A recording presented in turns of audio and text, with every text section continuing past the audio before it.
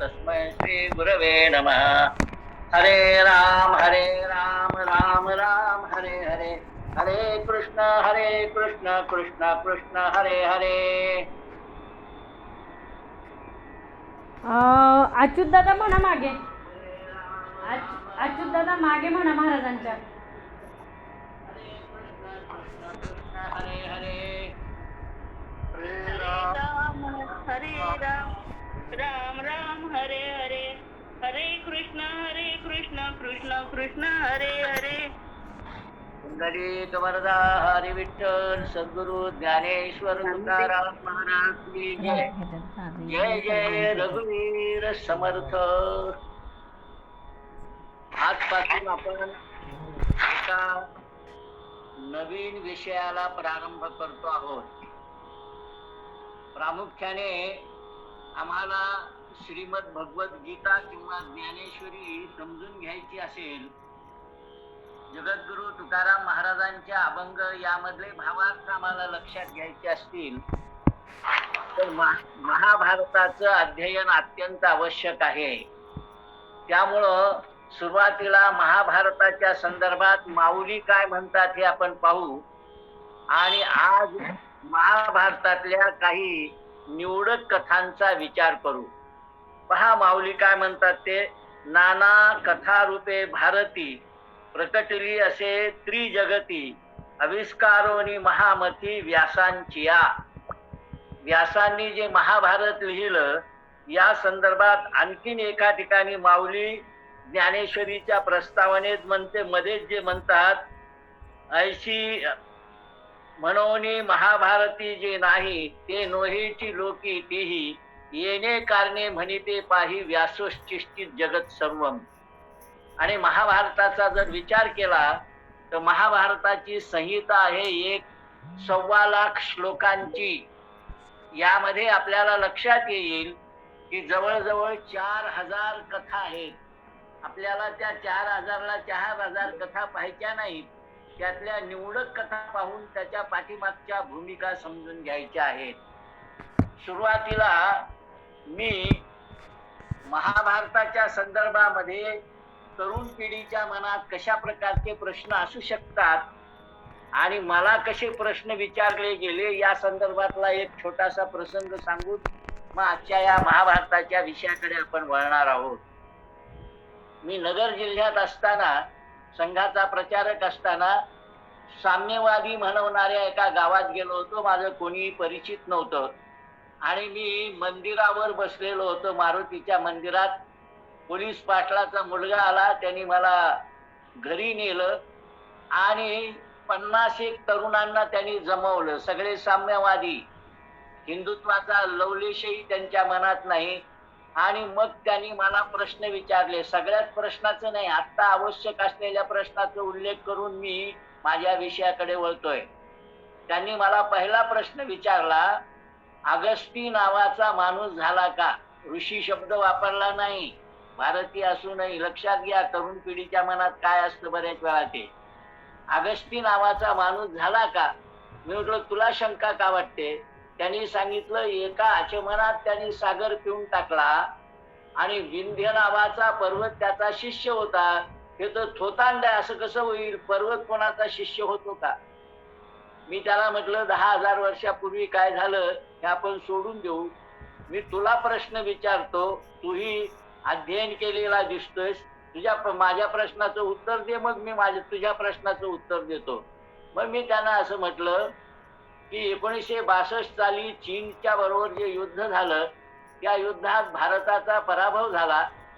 कृष्ण मेनन नावाचे जे संरक्षण मंत्री होते त्यावेळेसचे त्यांना बाजूला करण्यात आलं आणि त्यावेळेसचे महाराष्ट्राचे मुख्यमंत्री असलेले यशवंतराव चव्हाण यांना संरक्षण मंत्री केलं. महाराष्ट्रातल्या झाडून पुसून सगळ्या वृत्तपत्रांनी अग्रलेखामध्ये एक वाक्य वापरलं, हिमालयाच्या संरक्षणाला सह्याद्री धावून गेला. कुणीही या वाक्याला विरोध केला नाही. त्याचं कारण काय आहे की सह्याद्री म्हणजे केवळ सह्याद्री पर्वत नव्हे, तर त्याच्या पायथ्याला राहणारा समाज, त्याचा नेता म्हणजे यशवंतराव चव्हाण. आणि ते हिमालयाच्या म्हणजे देशाची जी सीमा आहे त्याच्या रक्षणासाठी गेले, म्हणून हिमालयाच्या रक्षणाला गेला असं रूपक रूपाने सांगितलं देशाच्या सीमेचं रक्षण करण्यासाठी. हे 62 जर आम्हाला कळतं तर महाभारतातली ही कथा किंवा रामायणात आलेली ही कथा का बरं कळू नये? की अगस्ती दक्षिणेकडे निघाले आणि विंध्य पर्वताच्या ठिकाणी असलेला जो वनवासी समाज आहे तो उन्मत्त झाला होता, मारामाऱ्या करत होता. त्यांना धर्माच्या प्रमाणे कसं चालायचं हे अगस्ती ऋषींनी शिकवलं. म्हणून तो जो उन्मत्त म्हणजे मोठा होत होता तो यांच्या समोर लीन झाला, वाकला आणि अगस्ती दक्षिणेकडे उतरले. हे जर कळलं तर मग त्यातलं रूपक कळाल्यावर अगस्ती होऊन गेले का न होऊन गेले असा प्रश्न येत नाही. रामायणामध्ये अगस्तींचा उल्लेख आहे. त्याच्याही पुढे जाऊन एका आचमनात सागर पिऊन टाकला. या रूपकामधला सुद्धा अर्थ लक्षात घेतला पाहिजे की नौकानयन शास्त्र त्यांनी एवढं प्रगत केलं की जगात ज्या ज्या ठिकाणी आता संशोधन होतं त्या ठिकाणी अगस्तीचा आणि ब्रह्मा विष्णू महेश यांच्या प्रतिमा सापडतात, मूर्ती सापडतात. का बरं सापडतात? ब्रह्मा विष्णू महेशच्या समजू शकतो, अगस्ती कशासाठी? तर अगस्ती संपूर्ण जगामध्ये नौकानयन शास्त्राच्या आधारावर प्रवास करून गेले. त्या अर्थाने सागर त्यांच्या सृष्टीने चुळभर झाला. हे एक रूपक आहे, आम्ही लक्षात घेतलं पाहिजे. तर अशी महाभारतामध्ये अनेक रूपक आहेत. आणि महाभारताच्या सुरुवातीलाच असं म्हटलेलं आहे की ज्यावेळेला व्यासांच्या मनामध्ये महाभारत लिहिण्याचा विचार आला, कारण व्यास हे स्वतः महाभारताचे एक घटक आहे आणि महाभारती युद्ध झाल्यावर हे सगळं लिहावं असा विचार आला, त्यावेळेला कोणाला लेखक करावं असा ज्यावेळा विचार आला त्यावेळा नारदांनी सुचवलं की तुम्ही गणपतीलाच लेखकू म्हणून घ्या. गणपतीला लेखकू म्हणून घ्यायचं झालं तर गणपती असं म्हणाले, देवता अशी म्हणाली की मी लिहायला तयार आहे पण माझा खंड पडता कामा नये. मग व्यासांनी त्यांना आणखीन एक अट घातली की तुम्ही म्हणता त्याप्रमाणे मी तुमच्या लेखनात खंड पडू देणार नाही, पण मी जे काही सांगेन ते समजून घेऊन तुम्ही लिहा. म्हणून महाभारतामध्ये 8000 कूट प्रश्न आहेत. त्यातला एक कूट प्रश्न मी आज आपल्या समोर सोडून देतो. तुमच्यापैकी कोणाला उत्तर सापडलं तर पुढच्या वेळेला मला सांगायला हरकत नाही. सांगायचं तात्पर्य की व्यासांनी सांगितलं आणि प्रत्यक्ष गणपतीने लिहिलं अशा प्रकारचा अत्यंत विलक्षण स्वरूपाचा असलेला हा ग्रंथ आहे. मग व्यासांनी, मी जे कूट सांगतो ते लक्षात घ्या, महाभारताच्या युद्धाच्या आधी 7 दिवस बलराम दादा आणि श्रीकृष्णांच्या मध्ये जो काही संवाद झाला त्याच्यातून त्यांनी ठरवलं मी युद्धात येणार नाही बलराम दादांनी, आणि तीर्थयात्राला निघाले. केव्हा निघाले? युद्धाच्या 7 दिवस आधी. आणि युद्ध 18 दिवस चाललं, म्हणजे 18 आणि 7 25व्या दिवशी ते आले. परंतु ते असं म्हणतात की मी 42 दिवसाची यात्रा करून आलेलो आहे. हे कूट जर कोणाला सोडवता आलं तर सोडायला हरकत नाही, मी आता सोडून दिलंय तुमच्यामध्ये, हे लक्षात घ्या. अशा प्रकारचे 8000 कूट हे या महाभारतामध्ये व्यास आणि गणपतीच्या संवादामध्ये आहेत. त्यातल्या एका कूट प्रश्नाचा या ठिकाणी मी उल्लेख केलाय. आता त्याचा उलगडा मी करणार नाही, पण पुढच्या व्याख्यानामध्ये मला ते करता येईल. तर अशा प्रकाराने विलक्षण असलेला हा ग्रंथ आहे.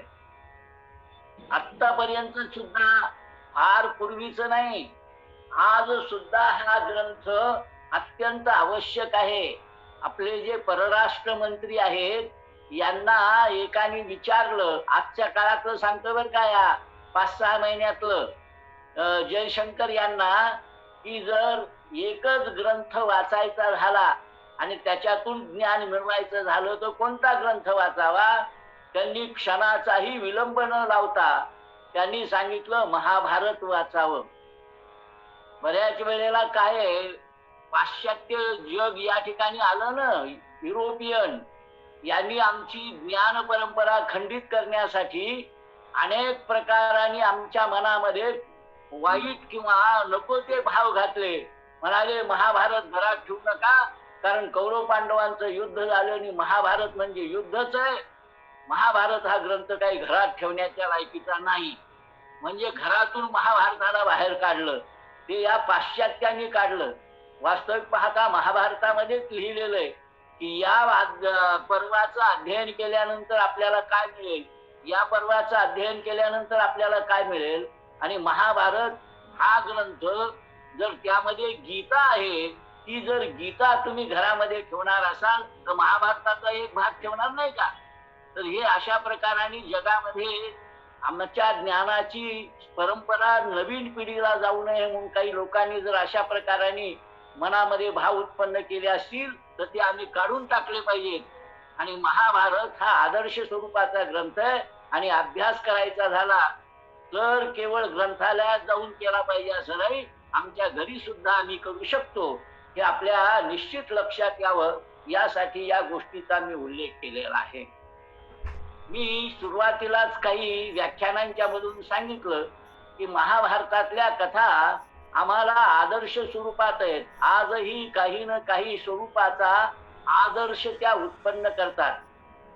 आज कथांचे मागे पुढे होईल बर का, पण पुढच्या वेळेस पासून सलग रीतीने आधी पर्वातली कथा आता मी सांगणार आहे ही साधारणपणे शांती पर्वामध्ये आलेला प्रसंग आहे. आणि परवाच आपल्याकडे परशुराम जयंती झाली, त्यामुळेही मी हा सांगण्यासाठी निवडलेला आहे. सांगितली असेल तर काही उदाहरणांची द्विरुक्ती होईल, पण ती आवश्यक आहे म्हणून आपण लक्षात घेऊया. भगवान परशुरामांनी 21 वेळा पृथ्वी निक्षत्रिय केली असं म्हटलं, पण तेही रूपक आहे. 21 राजांचा वध केला असं म्हणता येईल. जे दुष्ट होते त्यांना मारलं. जर सगळी पृथ्वी निक्षत्रिय केली असती तर 21 वेळा केल्यानंतर, एक वेळा केल्यानंतर दुसऱ्या वेळा क्षत्रिय कुठून आले असते आणि प्रभू रामचंद्रांचा जन्म कसा झाला असता. म्हणून याही मध्ये काही रूपक आहेत, त्याचेही अर्थ आपण समजून घेतले पाहिजे, त्यासाठी या गोष्टीचा उल्लेख केला. मी सांगतोय की आमच्याकडे डीएनए सुद्धा कसा असावा, मूलभूत स्वरूपाचा ज्ञानाचा साठा व्यक्तीमध्ये कसा निर्माण झाला पाहिजे, संस्कार केव्हापासून होतात या संदर्भामध्ये ह्या गोष्टीचा उल्लेख मी करणार आहे. मागे कदाचित संस्काराचं सांगत असताना मी केला असेल, पण आता आवश्यक म्हणून थोडक्यामध्ये सांगणार आहे. रुचिक नावाचे ऋषी आहे, त्यांनी गादी राजाची जी कन्या आहे सत्यवती, तिला मागणी घातली आणि गादी राजाच्या मुलीबरोबर त्यांचं लग्न झालं. कसं झालं काय नाही आपल्याला गरज नाही, आपल्या फक्त आपण पाहणार आहोत. आणि मग गादी राजाच्या पत्नीने म्हणजे त्या मुलीच्या आईने आपल्या लेकीला असं सुचवलं की तुला भाऊ नाही, गादीला वारस नाही, त्यामुळं तू गादीला वारस मागून घे, म्हणजे मलाही मुलगा झाला पाहिजे, तुलाही मुलगा झाला पाहिजे. हे रुचिक ऋषींनी ऐकलं, समजून घेतलं आणि सांगितलं हरकत नाही. आणि म्हणून त्यांनी भाताचे 2 चरू तयार केले. म्हणजे भाताचा गोळा करायचा आणि त्याच्यावर मंत्राचं प्रोक्षण करायचं, काही औषधी त्यामध्ये टाकायच्या. असे 2 चरू तयार करून एक आपल्या पत्नीने घ्यावा आणि 2 आपल्या सासूने घ्यावा. म्हणून कोणता पत्नीने घ्यावा कोणत्या सासूने घ्यावा हे सांगून ते दोन्ही चरू तिच्या हातात दिले. ते दोन्ही चरू घेऊन ती आईकडे गेली. स्वाभाविक रीतीने आईला असं वाटलं की माझ्या त्यांना जो मुलगा आहे तो फार चांगला व्हावा म्हणून त्याच्यावर तशा प्रकारचे मंत्र प्रक्षण केले असतील आणि मला झालेला मुलगा कसा असला तरी चालेल म्हणून त्याच्यावर काही विशेष परिणाम नसेल असं वाटल्यामुळे तुझा मुलगा कसा झाला तर मी सांभाळेल म्हणून त्या दोघींनी चरूची आदलाबदल केली. पण ज्या वेळेला 5वा महिना आला आणि आपल्या पत्नीच्या चेहऱ्याकडे रुचिक ऋषींचं लक्ष गेलं, त्यावेळेला ते संतापले आणि म्हणाले तुम्ही चरूंची आदलाबदल केली. तीही घाबरली, घडलेला सगळा प्रसंग सांगितला.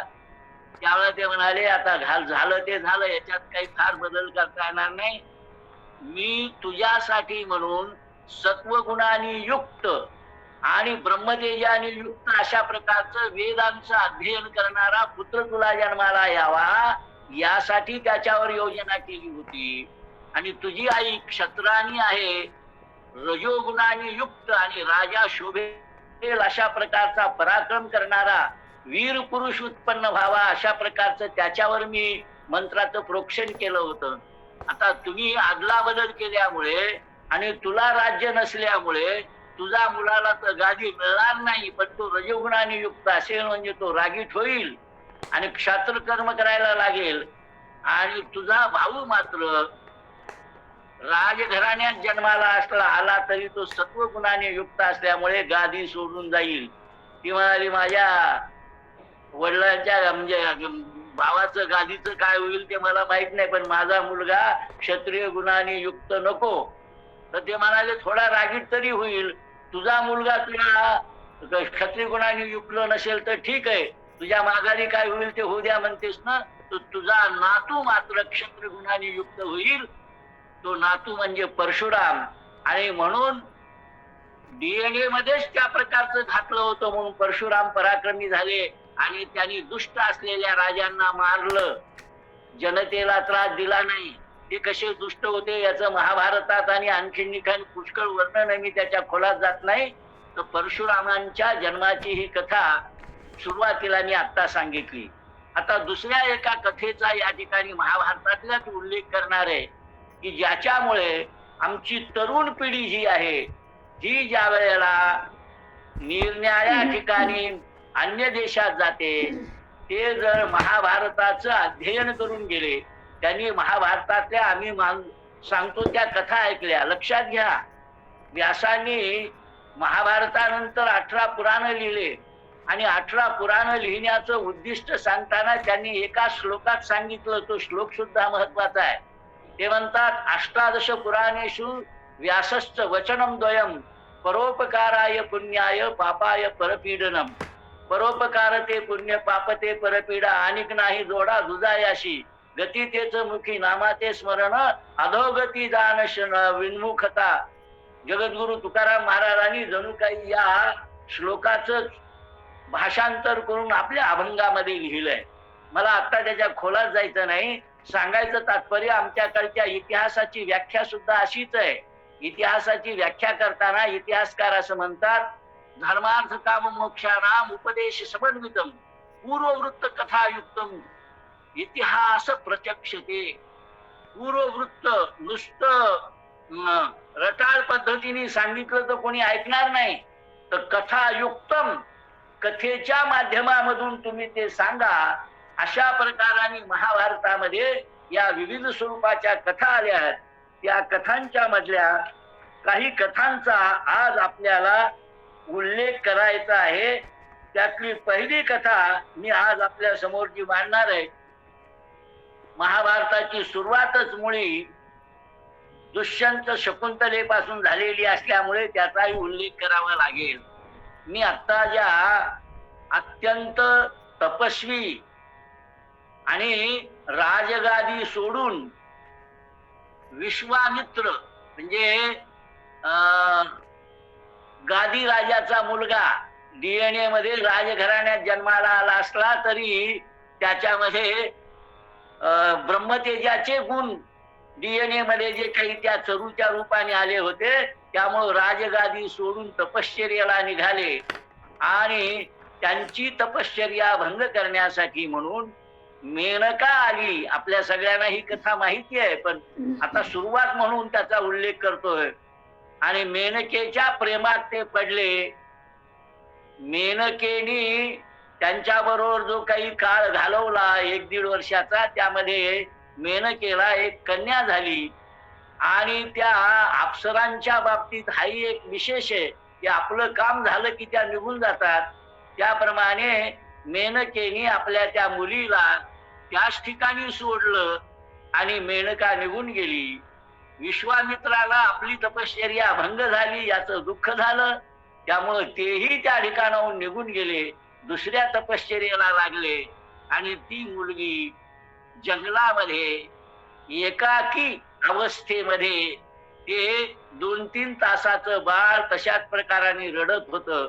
महाभारतकारांनी वर्णन केलंय की या बाळाचं रक्षण अन्य कोणत्या पक्ष्याने किंवा प्राण्याने त्याच्यावर हल्ला करू नये म्हणून शकुंत म्हणजे पक्ष्यानी त्या मुलीचं रक्षण केलं. आणि त्या ठिकाणाहून कण्व ऋषी जात असताना कणुऋतीने ती कन्या पाहिली आणि आपल्या आश्रमामध्ये आणली. शकुंत म्हणजे पक्ष्यानी तिचं रक्षण केलं म्हणून तिचं नाव शकुंतला ठेवण्यात आलं असं महाभारतकारांनी म्हटलंय. आणि कण्व ऋषींचा जो आश्रम आहे हा अत्यंत उत्कृष्ट स्वरूपाचा आश्रम आहे. त्या ठिकाणी कण्व ऋषींच्या तपश्चर्येमुळे त्या ठिकाणी येणारे प्राणी सुद्धा कुठल्याही प्रकाराने हिंसा करत नाहीत. एकमेकांचे शत्रू असले तरी आश्रमाच्या परिसरात आले की ते विसरून जातात. अशा प्रकारचा अत्यंत तपस्वी ऋषींचा तो आश्रम आहे.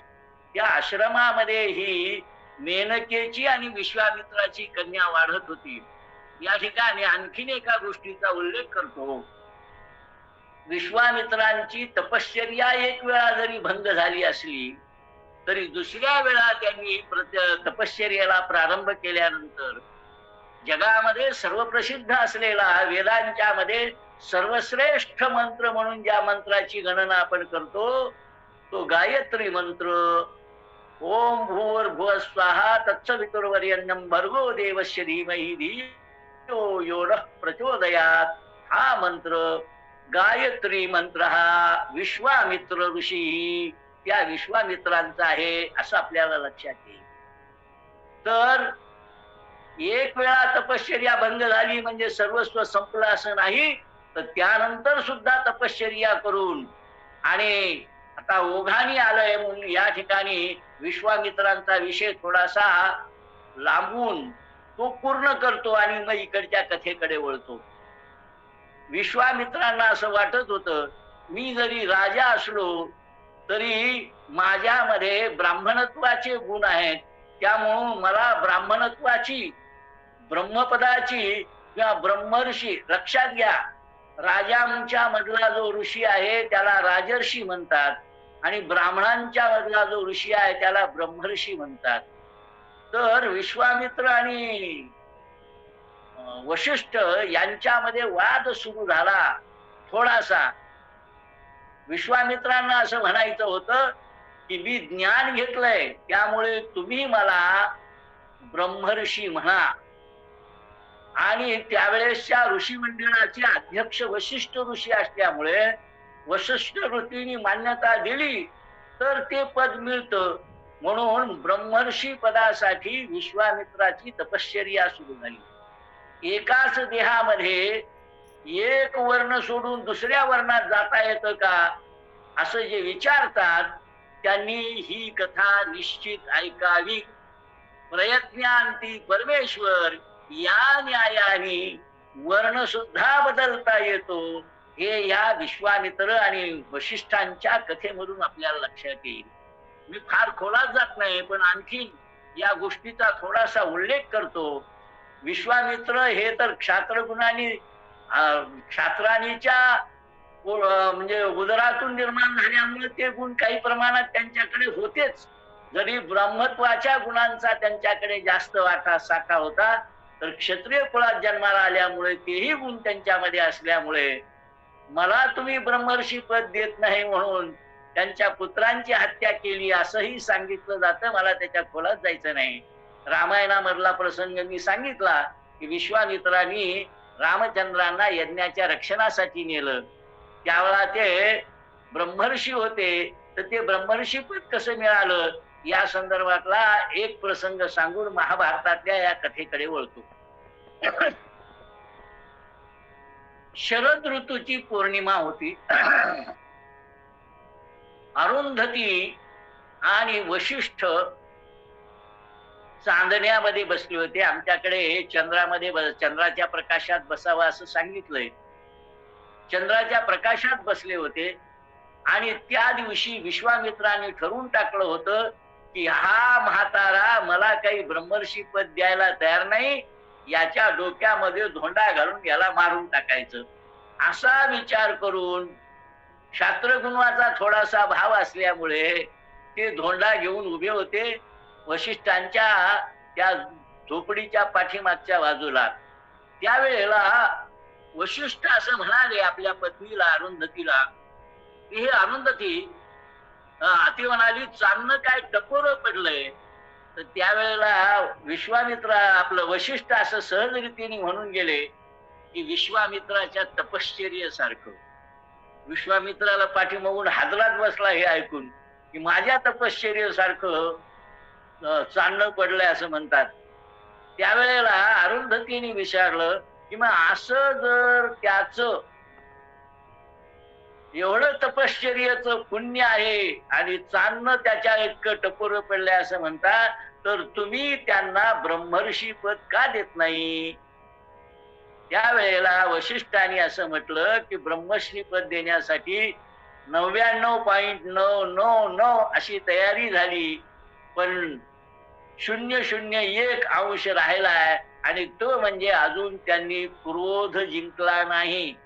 ज्या दिवशी ते क्रोधावर पूर्णपणे विजय मिळवतील त्या दिवशी ते ब्रह्मर्षीच आहेत. आणि हे वाक्य ऐकलं मात्र त्यांनी धोंडा फेकून दिला आणि वशिष्ठांना साष्टांग दंडवत घातलं. वशिष्ठांनी त्यांच्या डोक्यावर हात ठेवला आणि सांगितलं तुम्ही ब्रह्मर्षी झाले. सांगायचं तात्पर्य, ब्रह्मर्षी होण्यासाठी सर्वात महत्वाची आट पूर्णपणे क्रोधावर विजय आणि संपूर्ण काम क्रोध लोभ मोह मद मत्सर या षड्विकारांवर जो विजय मिळवतो तोच ब्रह्मर्षी पदाला जातो.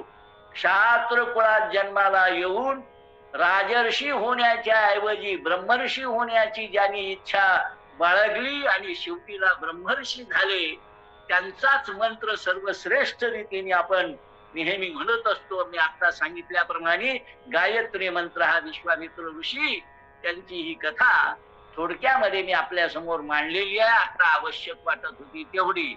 बाकी विश्वामित्राचं कार्य फार मोठं आहे. ते पुन्हा केव्हा तरी महाभारतात ज्यावेळा त्यांचा संदर्भ येईल त्यावेळा पाहू. आता आपल्याला विश्वामित्राकडून महाभारतातल्या कथेकडे वळायचं आहे. शकुंतला मोठी झाली. कण्व ऋषींच्या आश्रमामध्ये ती वाढत होती. कलेकलेने वाढत होती. पुष्कळ एक आणखीन पहा, मला जर तुम्ही सुचवलं तर मी त्या पद्धतीने पुन्हा केव्हा तरी सांगेन. महाभारत हा इतिहास असल्यामुळे महाभारताने कठोर रीतीने काही ठिकाणी इतिहास या पद्धतीने लिहिलं, त्यामुळे त्यात रंजकता येत नाही. आणि म्हणून ज्या वेळेला कालिदासांनी निरनिराळ्या प्रकारचे नाटक लिहिले त्यामध्ये त्यांचं प्रसिद्ध गाजलेलं जे नाटक आहे तर अभिजात शाकुंतलम, तर ते दुष्यंत आणि शकुंतला यांच्या चरित्रावर फार मोठा प्रकाश पाडणार आहे.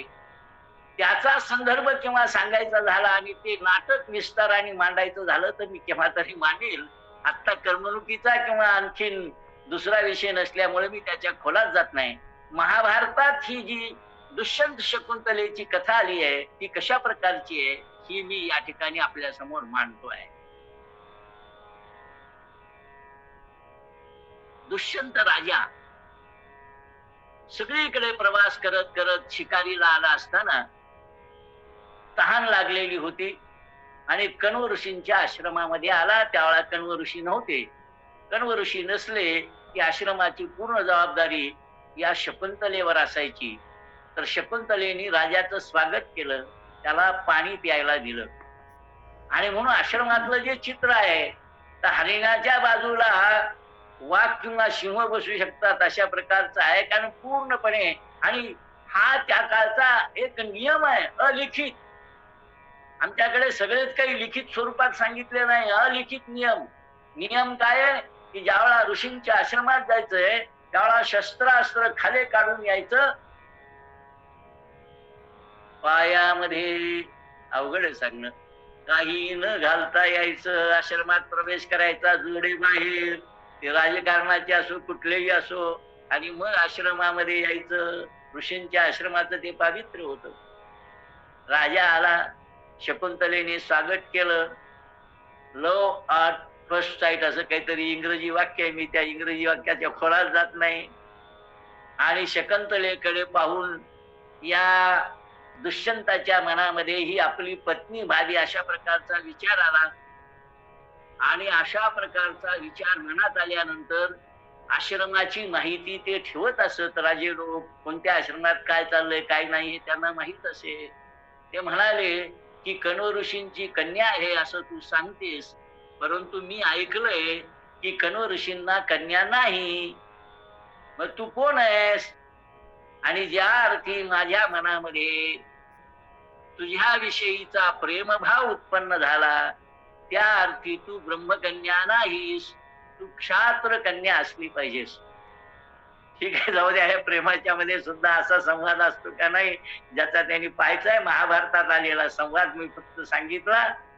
आणि मग तिने सांगितली सगळी कथा की मेनकेची मी कन्या आहे आणि माझे वडील जे आहेत ते विश्वामित्र आहेत हे सांगितलं. म्हणजे विश्वामित्र क्षत्रिय हेही दुष्यंताला माहिती आहे, त्यामुळे तू क्षत्रियांची कन्या आहेस, तर आपण विवाह करूया. त्याला आमच्याकडे 8 जे विवाह आहेत त्याला पहिला हा 5व्या क्रमांकाचा विवाह, याला गांधर्व विवाह म्हणतात. आजच्या परिभाषेतला शब्द प्रेम विवाह. जर प्रेम विवाहाची कथाच कोणाला सांगायची असेल तर पहिली ही कथा आहे, लक्षात ठेवा. आणि कण्व ऋषी काही कामाने गावाला गेलेले असल्यामुळे त्यांना यायला काही आज एका दिवसात 2 दिवसात येणार नाहीत, काही दिवस लागणार होते. त्यामुळं इतके दिवस थांबायची राजाची तयारी नव्हती आणि दोघांचा प्रेमविवाह झाला. राजाने अंगठी तिला भेट दिली असं अभिजात शाकुंतल मध्ये सांगितलंय, महाभारतात नाही. मी आताच उल्लेख करून ठेवला त्या अंगठीचा, कारण त्या कथेचाही थोडासा उल्लेख मला करायचा आहे. नंतर कण्व ऋषींच्या हे लक्षात आलं, राजा तर निघून गेला होता, हिला इकडे मुलगा झाला, त्याचं नाव आत्ता आपण लक्षात घेऊया, त्याला भरत म्हणतात. आणखीन एक त्याचं नाव आहे सर्वदमन. अशा प्रकारचा सर्वदमन म्हणजे काय, सर्वांवर नियंत्रण ठेवणारा. आणि मग आपल्याकडे जे छायाचित्र पाहतो महाभारताची कथा वाचताना किंवा ऐकताना, की त्या कण्व ऋषींच्या आश्रमामध्ये सर्वच प्रकारचे प्राणी येत असल्यामुळे वाघसिंह सुद्धा येतात. तर सिंहाचा जबडा वर करून त्या सिंहाचे दात मोजतोय. अशा प्रकारचा क्षात्र गुणांनी युक्त असलेला तो राजबिंडा राजपुत्र, त्याचं नाव भरत. हा भरत त्या ठिकाणी 6 वर्षाचा झाला. सर्वदमन हे त्याचं मूळ नाव, परंतु नंतर त्याचं नाव भरत ठेवण्यात आलं. आणि आता मुलगा मोठा होतोय म्हटल्यानंतर कण्व ऋषींना अत्यंत वेदना व्हायला लागल्या आणि आपल्या काही ऋषीपुत्रांना बरोबर देऊन त्यांनी तिची रवानगी दुष्यंत राजाकडे केली. आता एक युवती 6-7 वर्षाचा मुलगा घेऊन आलीये, एकांतात आपण विवाह केलाय. तिला पाहिल्यावर राजाच्या लक्षात आलं, पण जनता काय म्हणेल यामुळे तिने राजाने तिला नाकारलं. मग त्या दोघांचा अत्यंत कटू असा संवाद सुद्धा त्या ठिकाणी आहे. आणि त्यानंतर ती जायला निघाली, त्यावेळेला आकाशवाणी झाली, हे राजा हा तुझाच पुत्र आहे. आणि म्हणून जनतेला कळावं यासाठी या आकाशवाणीची राजा वाट पाहत होता. आणि आकाशवाणी झाली आणि जनतेलाही लक्षात आलं की हा दुष्यंताचाच मुलगा आहे. म्हणून दुष्यंताने त्याला उचलून घेतलं आणि त्याचा स्वीकार केला असं महाभारतात म्हटलंय.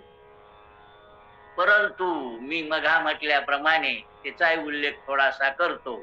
अभिजात शाकुंतलम हे कालिदास लिखित नाटक जे आहे, या नाटकामध्ये दुष्यंताने तिला जी अंगठी दिली होती ती एकदा तलावाच्या काठावर बसली असताना आणि आपल्या पतीचाच विचार करीत असताना, त्या ठिकाणी दुर्वास नावाचे ऋषी कुठून येतात काय नाही आपल्याला माहित नाही आले.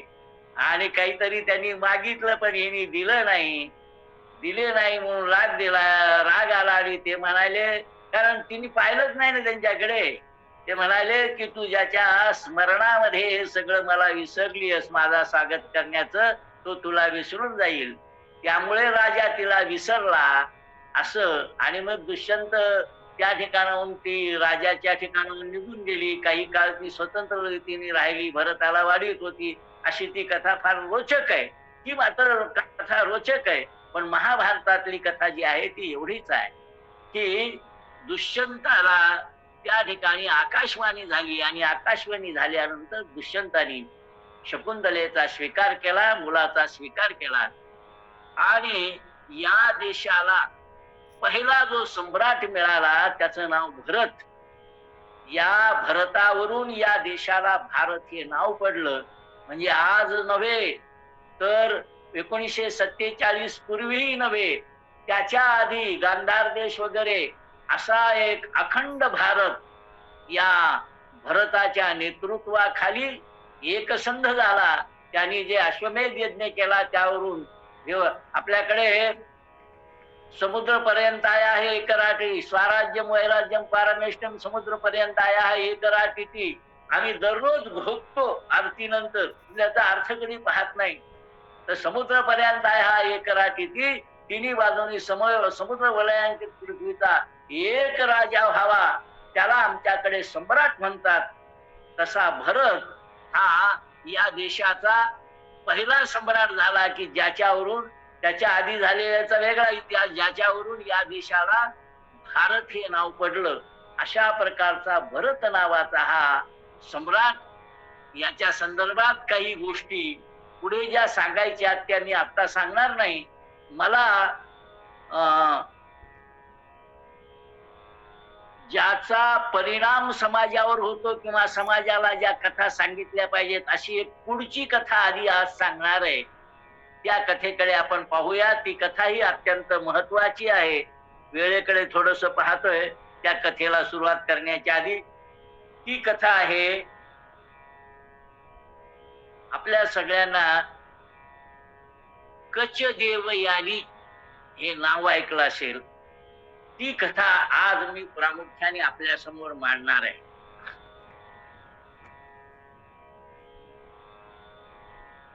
ययाती नावाचा राजा आहे आणि इकडे वृषसेन असं काहीतरी राजाचं नाव आहे. राक्षस राजाचे नाव फारशी माझ्या लक्षात राहत नाही, पण आपण लक्षात ठेवूया वृषसेन असे. नावात बदल असला तर मी पुन्हा सांगेन. त्यांचे जे पुरोहित आहेत हे शुक्राचार्य आहेत राक्षसांचे, आणि देवांचे पुरोहित आहेत ते बृहस्पती आहेत. इंद्राचे पुरोहित कोण आहेत? बृहस्पती आहेत. आणि राक्षसांचे पुरोहित कोण आहेत? तर शुक्राचार्य आहेत. देवदानवांच्या ज्या अनेक लढाया व्हायच्या, या लढायांच्या मध्ये बऱ्याच वेळेला देवांचा विजय व्हायचा, बऱ्याच वेळा देवांचा पराभवही व्हायचा. पण राक्षसांची संख्या वाढायची, देवांची संख्या कमी व्हायची. कारण शुक्राचार्यांच्या जवळ संजीवनी नावाची विद्या होती, ती देवांच्याकडे नव्हती. त्यामुळे इंद्राने एक सभा घेतली. त्या सभेचं अध्यक्षपद हे बृहस्पतींना दिलं आणि सांगितलं की आपल्याला शुक्राचार्यांच्याकडून ही संजीवनी विद्या आणली पाहिजे, नसता आपलं हे देवराष्ट्र टिकणार नाही, स्वर्गाचं राज्य टिकणार नाही. यासाठी काहीतरी केलं पाहिजे. आता लक्षात घ्या, शत्रू राष्ट्रामध्ये शिरून त्यांच्या गुरुकडून विद्या आणायची म्हणजे मृत्यूच्या दाढेत जायचं असं नाही का? आणि स्वाभाविक रीतीने तसंच असल्यामुळे स्वर्गातील हा दरबार शांत होता, कोणीही बोलायला तयार नव्हतं. काय योगायोग पहा, अध्यक्ष जे आहेत त्यांची चिरंजीव उठली कच, आणि तो असं म्हणाला इंद्राला, राजाला, हे राजे, स्वर्गाचे राजे आहात आणि देवांचं काम करणं हे मी माझं कर्तव्य समजतो, तर मी शुक्राचार्यांच्याकडून संजीवनी विद्या आणायला तयार आहे. बापाच्या मनाची कालवा कालव झाली. माझ्या मुलाचं काय व्हायचं, मुलगा परत येणार का तिकडेच गायब. फार रोचक आहे हो, काही गोष्टी फार महत्वाच्या आहेत. आता इंद्राची जी कन्या आहे ती शुक्राचार्याची पत्नी आहे. तिचं नाव जयंती, आणि त्या जयंतीला जी मुलगी झाली तिचं नाव देवयानी. आणि जयंती मुलगी झाल्यानंतर स्वर्गात निघून गेली, म्हणजे ती इथं एकटीच बापाकडे एकटी कन्या वाढत होती.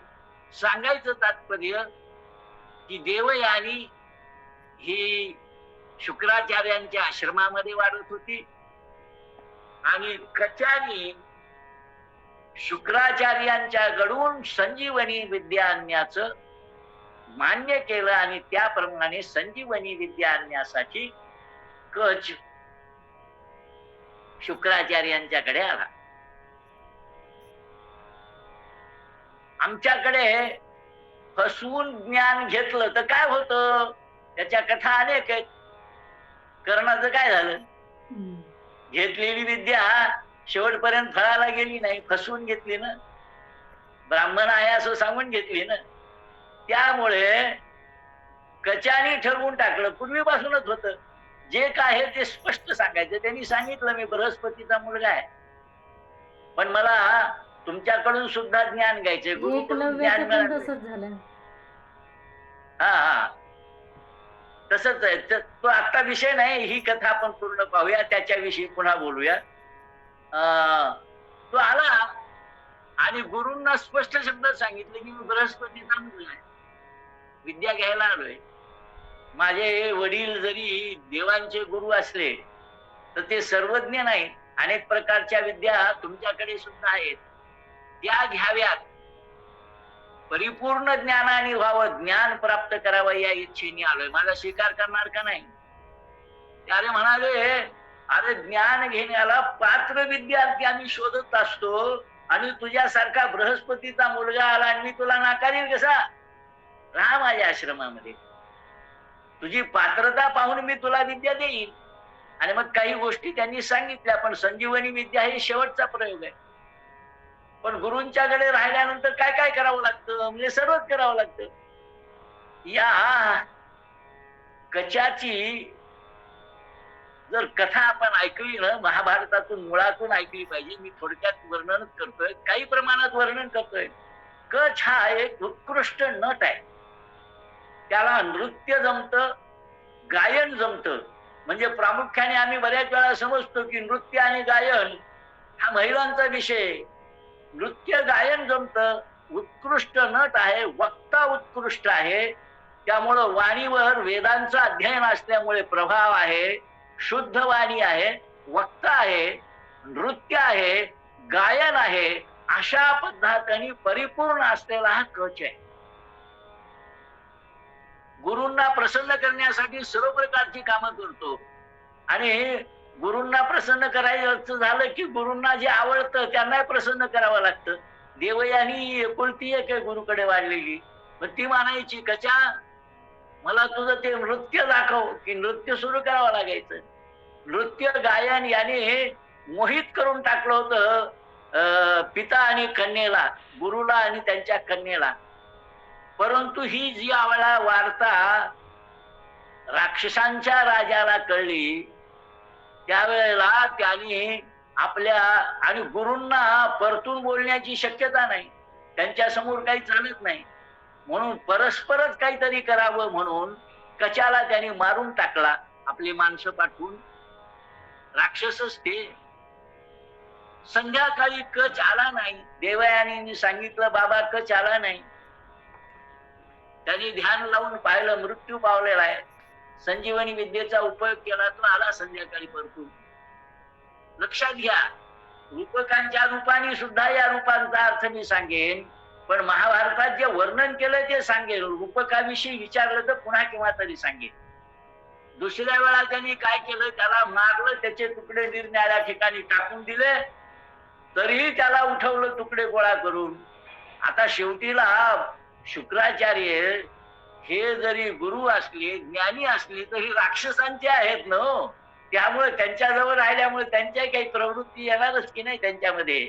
तिसऱ्या वेळाला काय केलं की त्याला मारलं, त्याला जाळलं, त्याची राख केली आणि ती शुक्राचार्यांच्या दारूमध्ये घालून त्यांना दारू पाजली. विद्यावान परंतु राक्षसांच्या सहवासामुळे त्यांच्याकडे ही एक दुर्गुण आलेला होता. आणि ज्या वेळेला कच आपल्या पोटातच गेलाय त्यावेळेला पाहिलं, कन्या म्हणाली त्याला उठवा, ग्रह कन्येचा. तो म्हणाले तिला उठवलं तर मी मरणार आहे. म्हणले कच काही निर्दयी नाही, तो तुम्हाला उठवील, द्या त्याला संजीवनी विद्या. आणि कन्येच्या आग्रहास्तव आणि त्याची पात्रताही असल्यामुळे शुक्राचार्यांनी पोटात शिरलेल्या त्या कचाला ती विद्या दिली. कच पोट पाडून बाहेर आला आणि गुरुला उठवलं, अशी महाभारतातली कथा आहे. परंतु कोणाहीकडे गेलं तर पोटात शिरून विद्या मिळवावी लागते असा जो शब्द प्रयोग आहे, म्हणजे गुरुला सर्व दृष्टीने प्रसन्न करावं लागतं, हा असा अर्थ त्याच्यातून काढता येतो. आणि संजीवनी विद्या मिळाल्यानंतर आणि गुरु उठल्यानंतर एखाद दिवस राहिला असेल, पण कच गुरूंना म्हणाला की माझं ज्ञान घेण्याचं काम संपलंय, मला जे पाहिजे होतं ते मिळालंय, त्यामुळं मला तुम्ही जाण्याची परवानगी द्या. त्यावेळेला देवयानी असं म्हणाली की तू मलाही घेऊन चल. कच देवयानीला म्हणाला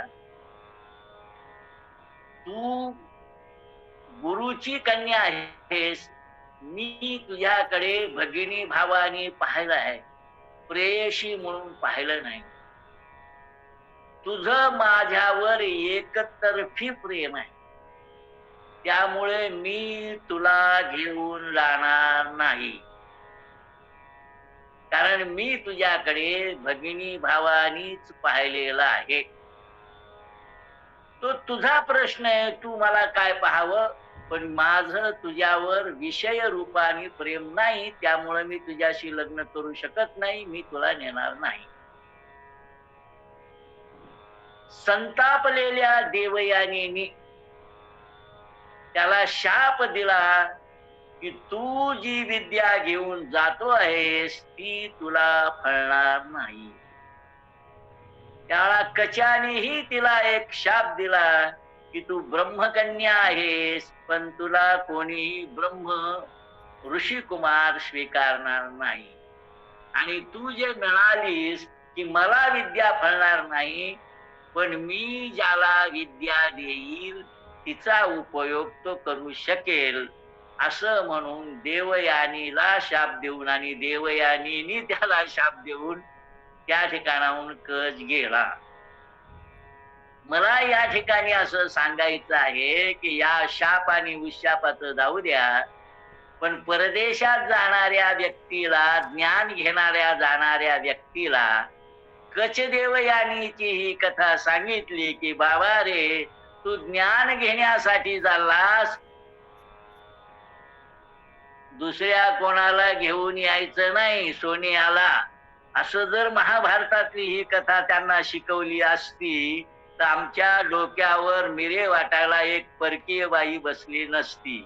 अजूनही ती किती प्रभावी आहे हे आपल्याला लक्षात येईल. मला त्याच्या खोलात जायचं नाही, पण सांगायचं तात्पर्य, महाभारतातल्या या ज्या कथा आहेत या पद्धतीने आम्ही नवीन तरुण समाजासमोर सांगितलं पाहिजे की ज्ञान देण्याच्या काळात आम्ही ज्याला म्हणतो की ब्रह्मचर्य आश्रम 24 वर्षाचा, त्या काळामध्ये काम विषयाला स्पर्श नाही.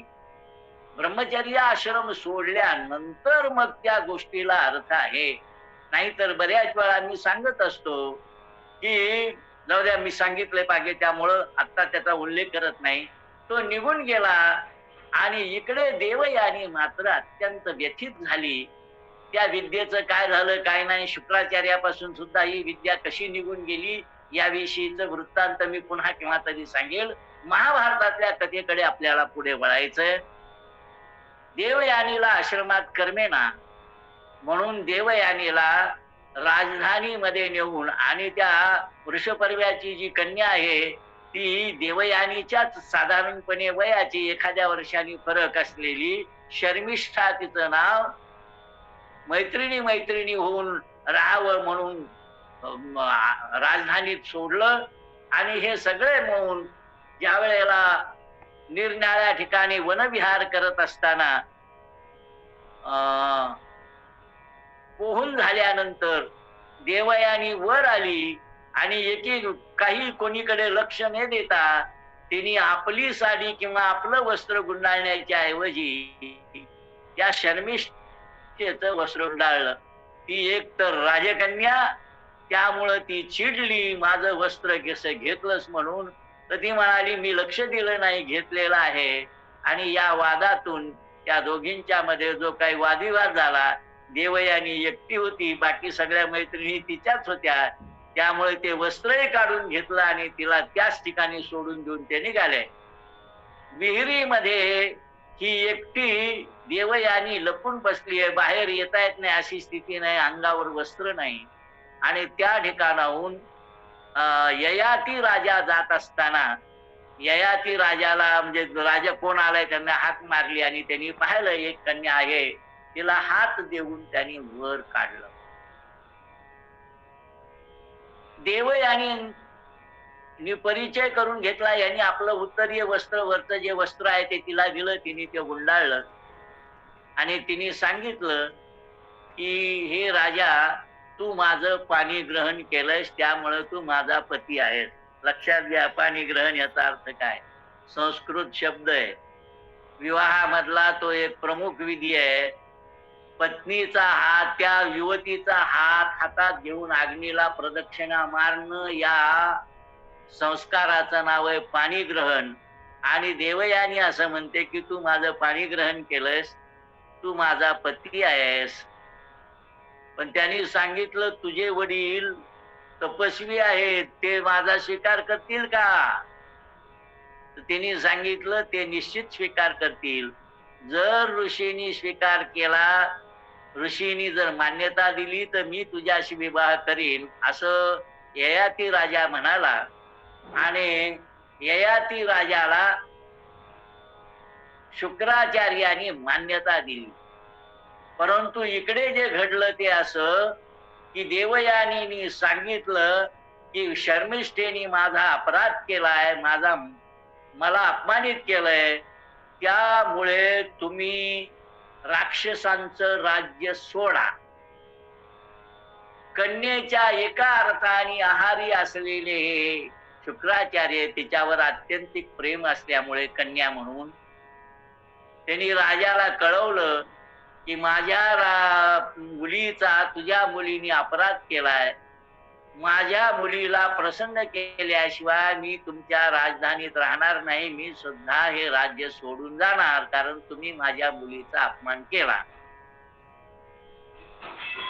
राजाने येऊन देवयानीची विनंती केली की बाई तू असं करू नकोस, याच्यावर काहीतरी इलाज काढ. त्यावेळेला शर्मिष्ठेने सांगितलं, हे आपलं देवयानीने सांगितलं की तुमची मुलगी जी आहे ही 100 दासी घेऊन माझं दास्यत्व करण्यासाठी येणार असेल तर माझे वडील या ठिकाणी राहतील, नसता मी वडिलांना घेऊन जाईन. शेवटीला गुरुचं काय महत्व आहे हे लक्षात यावं यासाठी सांगतो की शेवटीला त्या शर्मिष्ठेने राज्याचा विचार करून हे मान्य केलं की राज्याचं कल्याण झालं पाहिजे आणि गुरु आवश्यक असतात, तर मी देवयानीची दासी म्हणून तिच्या बरोबर जायला तयार आहे. आणि शर्मिष्ठा दासी म्हणून देवयानीच्या बरोबर गेली. देवयानीचा आणि ययातीचा संसार सुरू झाला.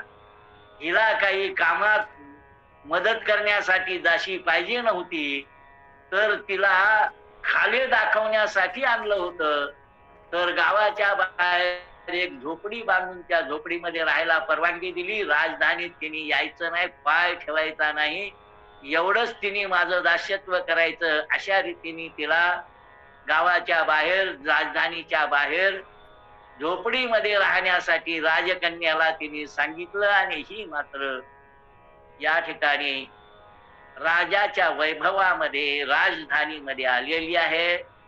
तिला यदू नावाचा मुलगा आहे, ज्या भगवान श्रीकृष्णाचं कुळ आहे तो यदुवंश या ययातीचा मुलगा आहे आणि देवयानी पासून झालेला आहे. आता या ठिकाणी या कथेला आणखीन एक वेगळं वळण पडतं. इकडे देवयानीला 2 मुलं झाले. त्या 2 मुलांचे नाव वगैरे दुसऱ्याचं मी सांगेन नंतर. परंतु राजा वनात फिरायला गेलेला असताना आणि ययाती नावाची कादंबरी वाचल्यावरही आपल्याला लक्षात येईल, पण कादंबरीच्या खोलात जाणार नाही. महाभारतात ज्या कथेचा उल्लेख आलाय त्या कथेचा मी उल्लेख करतो. आणि राजा टेहळणी करत असताना या शर्मिष्ठेच्या खोलीजवळ, आश्रमाजवळ, झोपडीजवळ येतो आणि तिला विचारतो की हे अत्यंत सुंदर असलेले हे युवती, तू एकटीच कशी काय राहतेस? तुझे पती वगैरे कोण आहेत? तिने सांगितलं, राजा तूच माझा पती आहेस. गंमत आहे की नाही? तर राजा तूच माझा पती आहेस. ते म्हणाले, मी तुझ्याशी लग्न केले तर मला स्मरत नाही, कारण आणि मी त्याची दासी आहे. याचा अर्थ मी तुमची पत्नी आहे. आणि त्यांचाही गांधर्व विवाह झाला राजानी. पण म्हणाले इकडे देवयानीला समजू द्यायचं नाही, म्हणून जंगलामध्ये एक संसार आणि इकडे एक संसार. त्या शर्मिष्ठेला 3 पुत्र झाले आणि देवयानीला मात्र 2च पुत्र होते. एके दिवशी आपल्या ह्या दासीचं काय चाललंय हे पाहण्यासाठी ही तिच्या त्या झोपडीकडे किंवा आश्रमात आली. तर तिथं मुलं खेळत होती. तर लग्न झालं असेल, खेळत असतील, गप्पा गोष्टी झाल्या, एका अर्थाने बरोबरीच्याच नात्याच्या होत्या, मैत्रिणी होत्या एक काळच्या. त्यामुळे गप्पा गोष्टी करून ती निघून गेली. तिलाही मुलं झाले, आनंदात ठीक केले असतील म्हणून. पण दुसऱ्या वेळा गेला असताना राजा बरोबर आहे आणि हे माझे पिता आहेत हे कळल्यानंतर मात्र ती अत्यंत संतापली आणि आपल्या वडिलांना सांगितलं की राजाने भंग केला आहे. शर्मिष्ठेशी लग्न करायचं नाही हे ठरलं होतं. ती दासी म्हणून एकटीच राहील असं ठरलं असताना सुद्धा ययाती राजाने नियमाचा भंग केला आहे असं सांगितल्यामुळे इकडच्या कार्यक्रमाची वेळ झाली म्हणून थोडक्यात हा प्रसंग सांगून थांबतो. देवयानी वडिलांनी तिला राजाला शाप दिला की तू म्हातारा होशील. म्हातारा झाल्यावर स्वतःच नुकसान करून घेतल्यासारखं झालं ना. मग त्याच्यावर उशाप काय, कोण्या तरी एका मुलाने त्याचं म्हातारपण घ्यावं. तर देवयानीच्या 2 मुलांनी म्हातारपण घेण्याचं अमान्य केलं. त्यांना राज्य सोडून द्यावं लागलं आणि शर्मिष्ठेच्या सगळ्याही धाकट्या मुलांनी गुरु म्हणणारा आहे त्यांनी ते म्हातारपण घेतलं. आणि मग तो पांडवांचा वंश सुरू झाला, कौरवांचा वंश, पांडवांचा वंश सुरू झाला. तिकडे हे राज्य नाकारल्यामुळे निघून गेल्यानंतर त्यांचं काय झालं काय नाही, त्यांचे वंश कसे पुढे वाढले याविषयीच आपण पुढील भागात पाहू. झालेली सेवा भगवंताच्या चरणी अर्पण करून मी माझं बोलणं संपवतो. कुंडलिक वरदा हरी विठ्ठल सद्गुरु ज्ञानेश्वर तुकाराम महाराज की जय. जय जय रघुवीर समर्थ. बसायचा घेऊ. आता विश्वात्मके देवी येणे वाग्यज्ञे तोषावे, तोषोनी मज द्यावे तुसाय दान हे. जे खळांची व्यंकटी सांडो तया सत्कर्मी रती वाढो. भूता परस्परे जडो मैत्र जीवांचे, दुरितांचे तिमिर जावो. विश्वस्वधर्म सूर्ये पाहो, जो जे वांशील तो ते लाहो. प्राणीजात वर्षत सकळ मंगळी, ईश्वर निष्ठांची मांदियाळी. अनवर्त भूमंडळी भेट तू तया भूता. चला कल्पतरूंचे आरव, चेतना चिंतामणींचे गाव. बोलती जे अर्णव पियुषांचे, चंद्रमे जे अलांछन.